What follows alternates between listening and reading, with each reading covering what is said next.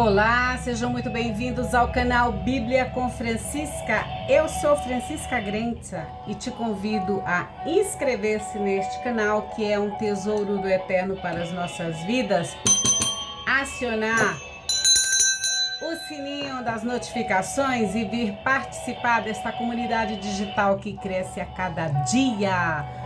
Eu vou dar continuidade ao estudo do Apocalipse. Que confusão, né, que o pessoal faz em relação ao Apocalipse, né? Apocalipse, vocês que já vêm aqui no meu canal já sabem que é a revelação de Jesus Cristo ao apóstolo João. Ele, primeiramente, na primeira parte, ele fala sobre que João escreva cartas aos líderes daquelas igrejas, das 7 igrejas na Ásia Menor. Nós já lemos todas as igrejas, eu já dei algumas explicações aqui para vocês, mas hoje nós vamos falar sobre a visão que João tem do trono, né?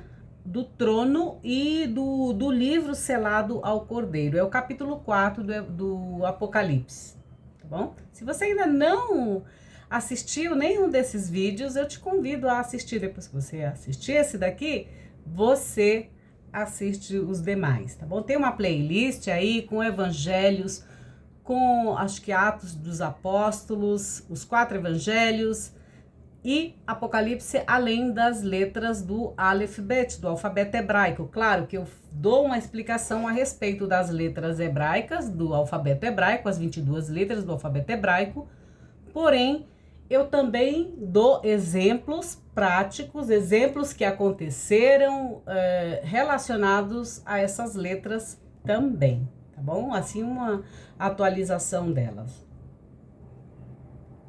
Pegue seu chá, sua água, seu cappuccino, sua Bíblia. Eu estou usando a tradução da Bíblia das Paulinas, Novo Testamento, a Bíblia. Ai, Francisca, mas a minha Bíblia é a Bíblia Sagrada. Gente, não existe Bíblia Sagrada, existe Bíblia, tá bom? Não existe Bíblia Sagrada. Existe o quê? Bíblia, livros, palavra de Deus e palavra humana, tá bom? Um livro inspirado por Deus e revelado a muitas pessoas, tá bom? Então vamos lá. A visão do trono e a entrega do livro selado ao Cordeiro, capítulo 4. Eu não sei até onde eu vou, mas eu acho que eu vou ler somente esse capítulo 4 hoje, ok? Se cair o vídeo, depois vocês pegam aí, porque eu tô com a bateria bem curtinha. Vamos lá. Depois dessas coisas, que coisas? Depois que que Jesus explicou para João tudo que aconteceria com cada uma das 7 igrejas. Vocês lembram que tem uma saudação, uma exortação e tem também uma promessa para cada uma. Então veja lá em qual período você está também. Isso serve para os dias de hoje, para a nossa vida. Veja lá em qual parte você está, se de repente você está frio e você tem que voltar para o primeiro amor, como é o caso da igreja de Éfeso. Veja se você está sendo perseguido, como em muitos lugares a igreja é perseguida, assim como Esmirna, embora ela seja uma igreja pobre, mas ela é rica diante do Senhor. Veja lá se você está em Laodiceia, se você está em Pérgamo. Aliás, em Pérgamo, eu já falei para vocês que tem lá no museu no museu, eu não trouxe aqui uma foto que eu encontrei lá do museu de Berlim, que tem todo o portal da Babilônia lá, e algumas coisas que foram levadas de Pérgamo para esse museu, que está fechado, está sendo reconstruído e tudo mais. Então, olha só, veja em qual parte que você está. Qual parte, né? Se você nem é frio, nem é quente, verifique aí em qual parte você se situa e volte. Receba o conselho que Jesus dá para cada uma dessas igrejas, tá bom? Aqui agora eu vou ler a visão que João tem do trono, tá bom? Outra coisa que eu tenho que falar para vocês, o livro de Apocalipse é um livro extremamente de esperança, ele nos traz esperança, ele nos dá esperança, não simplesmente apenas do que vai acontecer de coisas negativas, mas esperança para aqueles que realmente acreditam e seguem e praticam tudo isso que Jesus está nos ensinando aqui, ok? Então vamos lá, a visão do trono. Depois dessas coisas, né, dessas coisas vi, e eis que havia uma porta aberta no céu, ou seja, João foi levado até o céu, né? Só Paulo fez isso também, né? Só que Jesus não revelou para Paulo tudo isso que ele está revelando aqui para João, né? Ele diz assim: uma porta aberta no céu, e a primeira voz que eu havia ouvido, que como uma trombeta falara comigo, ou seja, essa voz estrondosa, né, como se fosse de uma trombeta. O que a trombeta serve? A trombeta serve para fazer um anúncio, quando um rei vai falar, naquela época, se você estudou já a história de Israel, você vai compreender, ou história antiga, você vai compreender que as trombetas eram usadas para fazer um anúncio, ou um anúncio dos editos dos reis, né, dos decretos que os reis faziam. Então ele diz assim, ó, havia uma porta aberta no céu, e a primeira voz que eu havia ouvido, a que como uma trombeta falara comigo, dizendo: sobe aqui, e te mostrarei as coisas que devem acontecer depois destas. Depois de quais coisas? Depois das coisas que João escrevera as cartas à Ásia Menor. Se você ainda não assistiu, ainda não leu sobre isso, leia, que aí você vai compreender do que João está falando aqui, tá bom? Eu tenho pouco tempo, então não tenho como voltar toda a fita e te contar toda a história novamente. Então, olha só. Sobe aqui e te mostrarei as coisas que devem acontecer depois destas. Em seguida, fecha aspas, em seguida fui possuído no espírito. O que é possuído no espírito? Lógico, João foi levado ao céu, ou seja, ele foi tomado pelo Espírito de quem? Pelo Espírito de Deus, pelo Espírito de Jesus Cristo. E eis que um trono estava colocado, tá? A revelação só vem por meio do Espírito de Deus, tá, gente? Olha só, no Espírito. E eis que um trono estava colocado no céu. Ou seja, um trono, vocês vão ver aí na imagem que eu vou colocar aí para vocês, né? Um trono estava colocado no céu, e havia alguém sentado sobre esse trono, sobre ele. O que estava sentado, a pessoa a qual estava sentada, era semelhante na aparência à pedra de jaspe, tá? E de sardônio. Sardônio é uma cor meio avermelhada, e jaspe, se eu não me engano, é meio esbranquiçada com verde, enfim. Quem conhece pedras sabe, quem conhece as externas, as pedras, né? As gemas, eles sabem identificar as cores dessas pedras. E aí ele diz assim: e havia um arco do eterno. O arco, gente, aqui em muitas bíblias é traduzido como arco-íris. Íris é o nome de uma deusa, tá? E o arco não é de Íris, o arco é do eterno. Assim como lá em Gênesis, né? Ele diz: eu farei uma aliança, e aí aparece depois que chove, um arco todo colorido.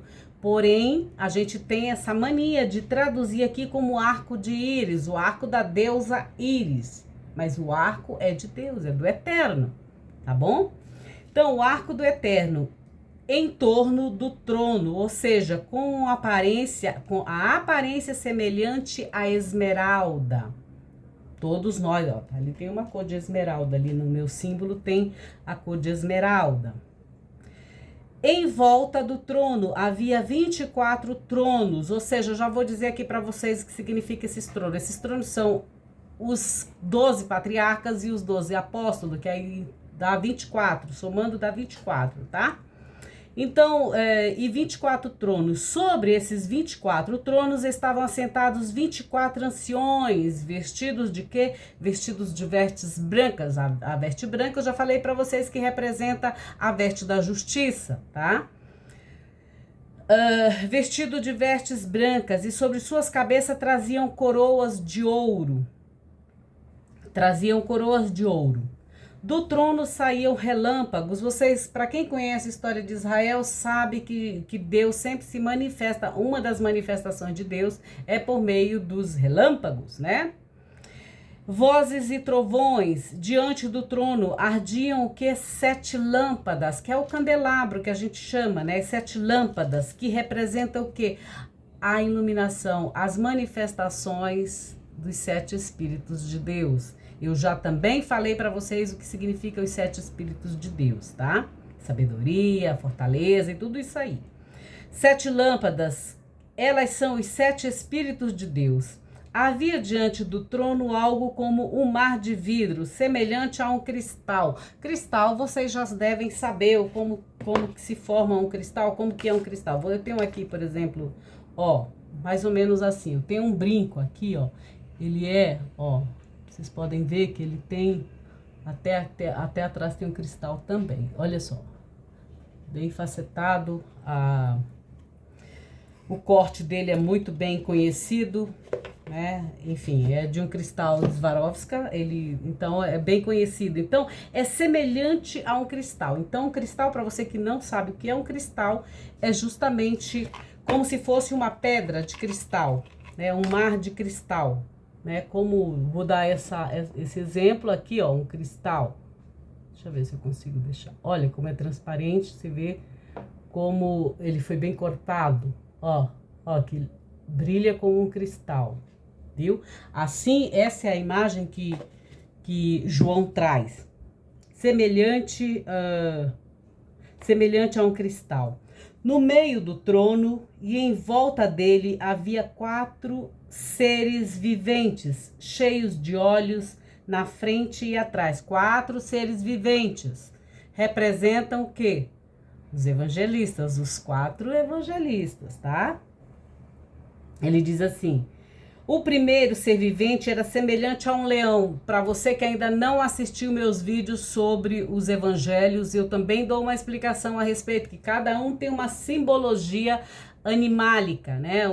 De um animal. No caso, Marcos, ele tem, traz a sua composição, seu símbolo, o leão. Inclusive, aqui, deixa eu ver se eu tenho aqui uma imagem. Por exemplo, para quem conhece a catedral, a Basílica de São Marco, na Piazza São Marco, lá bem aqui em cima, que eu tenho um lenço aqui nessa parte aqui, se eu não me engano, ele tem um leão alado, bem aqui, ó, aqui nessa coroa, bem aqui. Aqui é um leque, mas bem aqui tem uma... Vocês podem entrar aí no YouTube, num desses canais de pesquisa, que vocês vão ver que Marcos tem como simbologia um leão alado, né? Que representa o que? A realeza de Jesus, tá bom?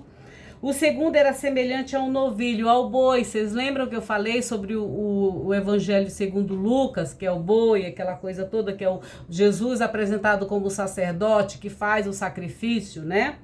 Depois, o terceiro tinha rosto como o de homem. Mateus apresenta Jesus como o homem, o filho do homem, conforme o livro lá de Daniel, né? O filho do homem que vem encarnado. O que é encarnado, Francisca? É feito carne, né?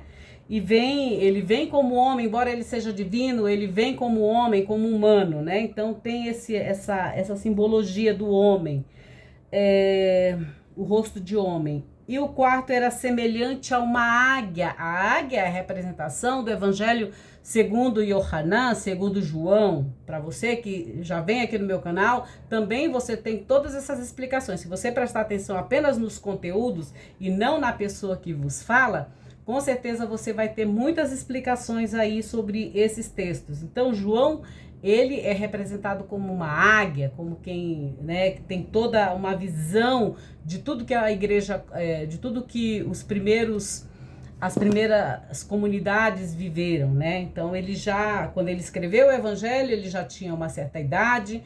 O Evangelho de João foi escrito entre os anos 95 a 100, enfim. Então, ele vê de uma forma bem avançada, né? Com um olhar até espiritual. tudo que Jesus passou, né? Então, ele tem essa representação da águia. A águia, ela representa a visão espiritual, tá? Para quem tá mais buscando o além, a metafísica, além da física, além da matéria, tá bom, gente? Os quatro seres viventes tinham, cada um deles, 6 asas e eram cheios de olhos ao redor. E por dentro não tinham descanso, dia ou noite. Ou seja, os evangelistas eles não tiveram descanso enquanto eles estavam aqui na terra. Se vocês conhecerem a história, vocês vão saber que eles foram perseguidos, eles foram mortos por causa da palavra de esse ensinamento de Jesus, né? Não tinham descanso nem dia e noite, e diziam, dia e noite dizendo, Kadosh, Kadosh, Kadosh, Adonai, santo, santo, santo é o Senhor Deus, o Todo-Poderoso, né? Que em hebraico é Kadosh, Kadosh, Kadosh, vocês vão ver isso lá em Isaías, né? Então, ele diz assim, dizendo, né? O que esses seres diziam dia e noite? Santo, santo, santo é o Senhor Deus Todo-Poderoso, o que era, o que é e o que vem. Quando os 4 seres viventes derem glória, honra e ações de graças ao vivente que está assentado sobre o trono pelos séculos dos séculos. Ou seja, eles estavam dando glória a Jesus que estava sentado no trono, né?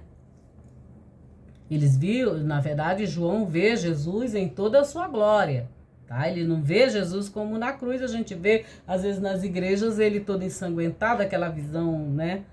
Enfim. Então, olha só, honra e ações de graças ao vivente que está sentado sobre o trono pelos séculos dos séculos. Os 24 anciões de joelhos diante do que está sentado no trono e adorarão o que vive pelos séculos dos séculos, que é o próprio Eterno, que é Deus, né? E depositaram suas coroas diante do trono. Ou seja, lembram que Jesus diz, ao vencedor eu darei a coroa da vida, né? E não morrerão, não terão a segunda morte. Então, o que acontece? Essa coroa da vida é justamente a que eles colocam diante do trono, né? Aqui, ó, e suas coroas diante do trono, dizendo, tu és digno, ó Senhor, e Deus nosso, de receber a glória, a honra e o poder, porque tu criaste todas as coisas, por causa de tua vontade existem e foram criadas. Porque tudo é dele, por ele, para ele foram feitas todas as coisas. Isso a gente repete em muitas canções e na missa também, né? Quando, enfim. Então, aqui eu termino o capítulo 4, tá? Eu vou dar agora umas explicações além disso.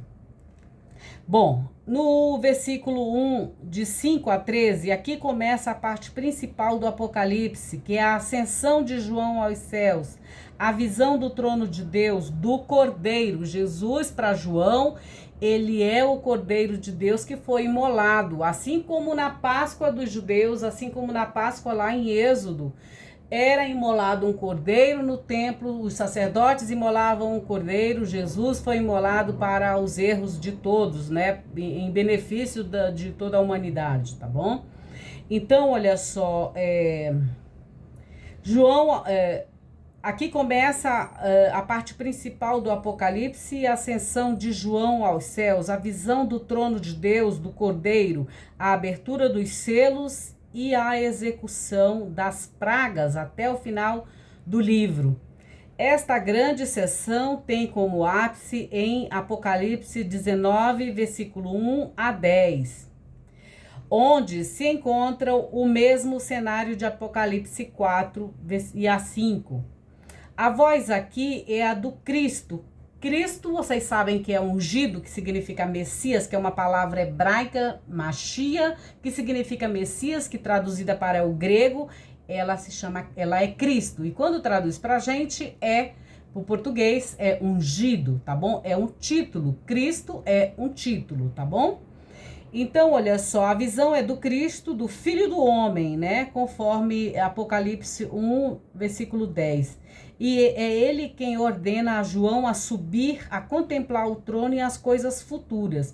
Essas coisas, gente, que aparecem aqui no Apocalipse, elas já vêm acontecendo desde o primeiro século e até nos nossos dias, tá? As pragas que estão existindo até hoje, elas continuam valendo para os nossos dias. Assim como nós tivemos a pandemia do Covid, nós teremos, infelizmente, outras. Então, o alerta aqui é para que a gente se cuide, nos cuidemos, tanto de nós como dos outros, que a gente nos previna, nos alimentando direito, não sendo promíscuos, não indo buscar coisas fora das nossas relações, para não trazermos doenças para dentro das nossas casas, nem para os nossos cônjuges, nem para os nossos filhos. Enfim, a gente não vai ter controle sobre a mente de muitas pessoas, né? Mas a gente fazendo a nossa parte, com certeza a gente já melhora muito o mundo, tá? Eu estou no período agora transmitindo isso para você numa segunda-feira de carnaval. Deixa eu ver que horas são. Às 18 horas, horário de Brasília. Isso não é por acaso, gente, tá? Não é por acaso. E não é por acaso, com certeza, que eu comecei a ler esse Apocalipse, esse livro de Apocalipse nesse período, tá? Então, olha só. A voz aqui é do Cristo, como Filho do Homem, né? Eu já li isso para vocês. E é ele quem ordena João a subir e a contemplar as coisas futuras, né? E João, possuído do Espírito, né? Que significa que João novamente é tomado por êxtase profético, como em Apocalipse 1, versículo 10. Essas referências mostram que, mesmo sendo um livro literalmente sofisticado e elaborado, tem sua origem em visões proféticas,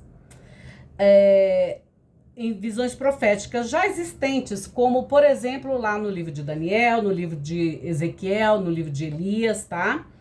Então, olha só, visões proféticas. Além disso, o livro do Apocalipse é muito conservador e reverente ao se referir a Deus, ao contrário dos apocalipses judaicos, como o livro de Enoque 14 e Daniel 7, que já haviam ousado descrever a aparência divina. João faz apenas menção a alguém que está assentado sobre o trono, sem nenhuma descrição adicional. No versículo 4, ainda que muitos intérpretes entendam os 24 anciões como referências alegóricas às 12 tribos de Israel e aos 12 apóstolos, é melhor interpretá-los de forma não alegórica, como sendo príncipes angelicais celestes que assessoram na corte celeste, como atestado em outros apocalipses judaicos, tá? No versículo 6, os seres viventes, bem como a estrutura geral da visão, são inspirados em Ezequiel 1, como eu já havia falado para vocês. Ali encontramos seres viventes com características híbridas diante do trono de Deus. Assim como, por exemplo, lá em Ezequiel, vocês vão ver os carros voadores, né? E da onde, por exemplo, que atualmente o Elon Musk tem tirado essas ideias? Tesla tirou essas ideias dos carros, da tecnologia, da teotecnologia para os carros. Do livro de Ezequiel. Só que eles não vão te falar, tá? Mas muitas coisas da ciência, essa questão da inteligência artificial, vem tudo, gente. É tudo teotecnologia, tá? É tudo tecnologia de Deus. Só que os homens pesquisam e trazem para vocês como novidades. Tá bom? Olha só, os seres viventes, bem como a estrutura geral da visão, são inspirados em Ezequiel 1. Ali encontramos seres viventes com características híbridas diante do trono de Deus. Agora no versículo 8, essa aclamação, que é uma versão modificada da Kadosha, também chamada de Trisagion ou de de Sanctus, né, de Isaías 6, é uma forma de adoração tradicionalmente atribuída aos anjos diante do trono celeste. É o Kadosh, Kadosh, Kadosh, Adonai, Tsabaoth, né? Ou então Santo, Santo, Santo é o Senhor Deus do Universo. Enfim, Deus Todo-Poderoso, né? O atributo que era, o que é e o que vem é próprio do Apocalipse de João e expressa Deus não por atributos ontológicos ou por seu poder, mas por seu dinamismo escatológico. O que é essa questão do escatológico? É o escatom. É as coisas que já existem e ainda não existem. É o já e ainda não. Eles já antecipam algo que vai acontecer lá na frente, mas elas já estão acontecendo, tá bom, gente? Quem tiver ouvidos, ouça o que o Espírito tem a falar e abra bem os olhos para você enxergar o que tem acontecido aí, o Apocalipse acontecendo. A revelação já foi dada, já está acontecendo, gente, nos nossos dias, tá bom? Em Apocalipse, versículo 11, né, em Apocalipse 4, predomina um clima estático, de contínuo culto e adoração a Deus por parte de sua corte celeste. Trata-se de um capítulo dominado por temas e tradições da apocalíptica judaica.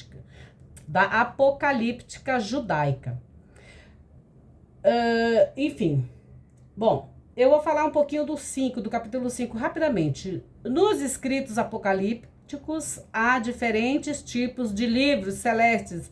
Aqui encontramos um livro selado, no qual estão contidos os juízos divinos sobre o cosmo. O que é cosmo?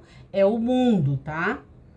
E a humanidade, ou seja, o próprio desenrolar do tempo escatológico, sem a qual não chegará a salvação dos justos. Ou seja, eu espero, sim, claro, Maranata, Jesus vem, ele já está aqui governando o mundo, você acreditando ou não, e não adianta chorar, não adianta orar, não adianta você pedir, porque já está determinado que vai acontecer. Então, é para que você tenha esperança de, se você tiver de mudar alguma coisa na sua vida, na sua praxis, né? Nas suas ações, você muda. Se você não quiser mudar, também não tem problema, né? Então, o edito do rei já está dado. Você acolhe se quiser, se não quiser, também não tem problema nenhum você não acolher, né? Para aqueles que acreditam, vão acolher e vão dizer, não, peraí, eu tenho que mudar minha vida, eu tenho que ter uma metanoia, vou fazer uma techuvá, um arrependimento, eu vou aguardar, vou ter uma nova maneira de viver, vou fazer minha metanoia, vou fazer minha techuvá, vou ter meu arrependimento e vou começar a ter uma nova vida a partir de hoje, a partir de agora, né? Mas aqueles que não acreditam, que não querem mudar, ter uma mudança de vida concreta, para Deus também não tem problema nenhum, nem para mim. Eu estou aqui apenas sendo transmissora desta palavra de Deus, tá bom? Então é isso. O capítulo 4 do Apocalipse foi lido para todos vocês. Então, fiquem com Deus, em Deus, para Deus, fiquem na bênção de Deus e celebre aquilo que realmente importa, que é a vida de vocês, a vida de cada um de vocês. Não importa como você esteja. Se você quer voltar, volte para Jesus enquanto há tempo. Não foi isso que a coleguinha falou lá?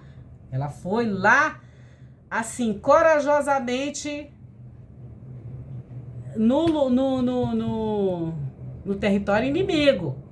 Território inimigo, sim. Ela invadiu um território espiritual inimigo.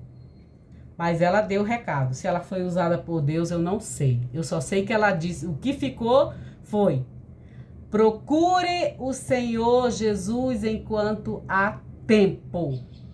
Enquanto tem tempo, procure o Senhor Jesus. O resto, se vai ter arrebatamento, se não vai ter arrebatamento, isso é o que menos importa, até porque a gente não sabe, não está aqui.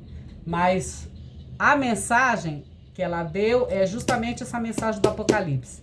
Se você está frio no seu amor ao seu primeiro amor, volte para ele, que é o amor a Deus. Procure o Senhor enquanto há tempo. É isso. Eu fico por aqui. Tchau, tchau. Fiquem com Deus, em Deus, para Deus. Fiquem na bênção de Deus.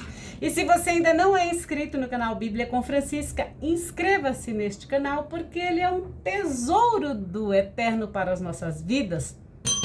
Aciona o sininho das notificações e vem participar desta comunidade digital que cresce a cada dia. Beijo para todos vocês. Fiquem com Deus, queridos. Se você for pular carnaval, preserve-se. Preserve-se para que não venha essas pragas para a sua vida. Beijos. Tchau, tchau.